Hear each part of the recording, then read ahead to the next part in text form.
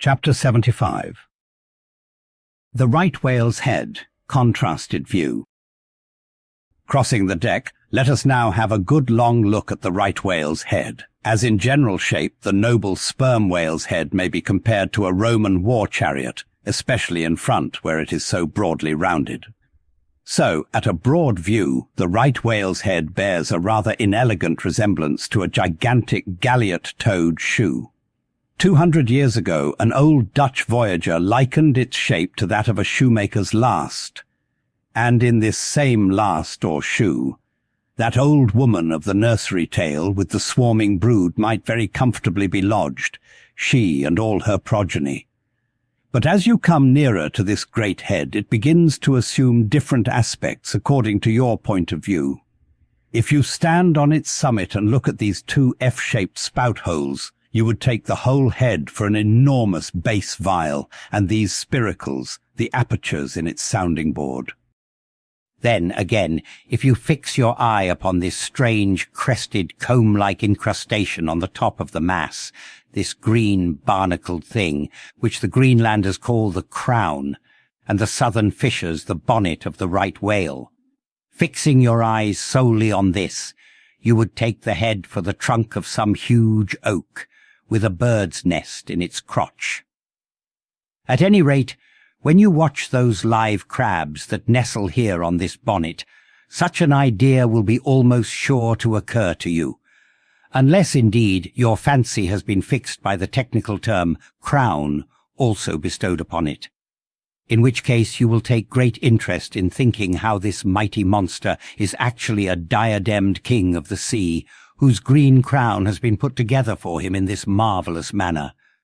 But if this whale be a king, he is a very sulky-looking fellow to grace a diadem. Look at that hanging lower lip. What a huge sulk and pout is there! A sulk and pout by carpenter's measurement about 20 feet long and 5 feet deep. A sulk and pout that will yield you some 500 gallons of oil and more. A great pity now that this unfortunate whale should be hair-lipped.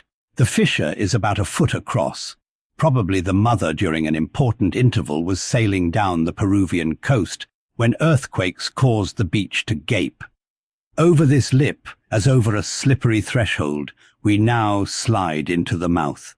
Upon my word, were I at Mackinaw, I should take this to be the inside of an Indian wigwam. Good Lord, is this the road that Jonah went?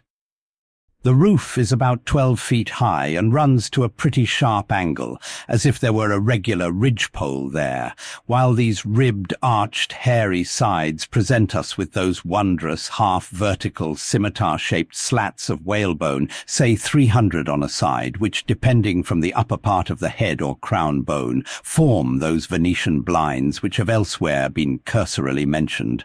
The edges of these bones are fringed with hairy fibres, through which the right whale strains the water, and in whose intricacies he retains the small fish. When open-mouthed he goes through the seas of brit in feeding time. In the central blinds of bone, as they stand in their natural order, there are certain curious marks, curves, hollows, and ridges, whereby some whalemen calculate the creature's age, as the age of an oak by its circular rings. Though the certainty of this criterion is far from demonstrable, yet it has the savour of analogical probability. At any rate, if we yield to it, we must grant a far greater age to the right whale than at first glance will seem reasonable. In old times there seem to have prevailed the most curious fancies concerning these blinds. One voyager in Purchas calls them the wondrous whiskers inside of the whale's mouth, another hog's bristles. A third old gentleman in Hacklight uses the following elegant language. There are about 250 fins growing on each side of his upper chop, which arch over his tongue on each side of his mouth.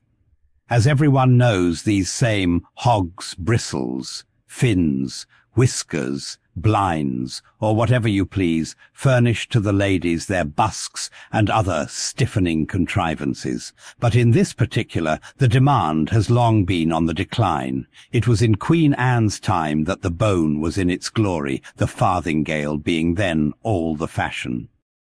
And as those ancient dames moved about gaily, though in the jaws of the whale, as you may say, even so, in a shower with the like thoughtlessness, do we nowadays fly under the same jaws for protection, the umbrella being a tent spread over the same bone. But now forget all about blinds and whiskers for a moment, and standing in the right whale's mouth, look around you afresh. Seeing all these colonnades of bone so methodically ranged about, would you not think you were inside of the great Harlem organ and gazing upon its 1,000 pipes? For a carpet to the organ we have a rug of the softest turkey, the tongue, which is glued, as it were, to the floor of the mouth.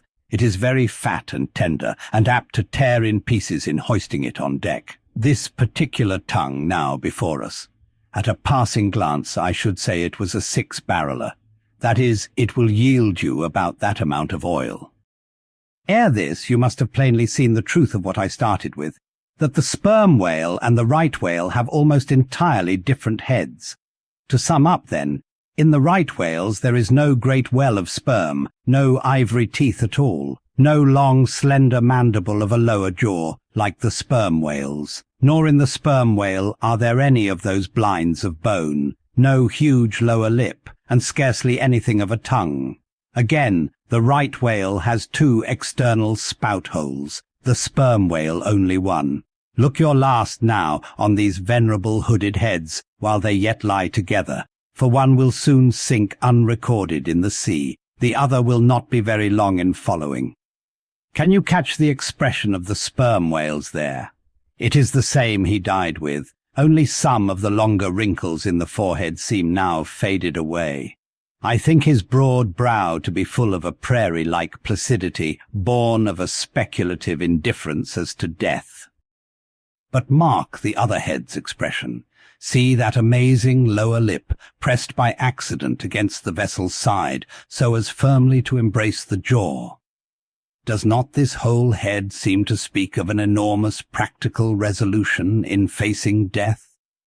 This right whale I take to have been a Stoic, the sperm whale, a Platonian who might have taken up Spinoza in his latter years.